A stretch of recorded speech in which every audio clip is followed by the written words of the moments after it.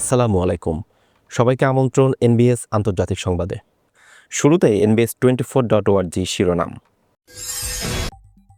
পশ্চিম তীরে আতঙ্ক, রাস্তার পাশে নামাজরত ফিলিস্তিনিকে ইসরায়েলি রিজার্ভ সেনার গাড়ি চাপা, সামরিক দায়িত্ব বাতিল।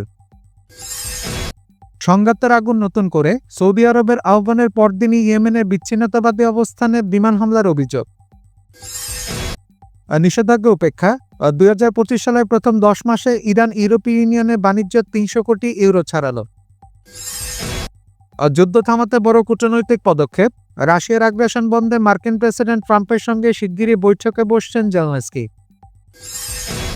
তুর্কি লিবিয়ার যৌথ তদন্ত, আঙ্কারার কাছে উড়োজাহাজে বিধ্বস্ত হয়ে লিবিয়ার সেনাপ্রধান সহ 8 জন নিহত, পাল্টা হামলা।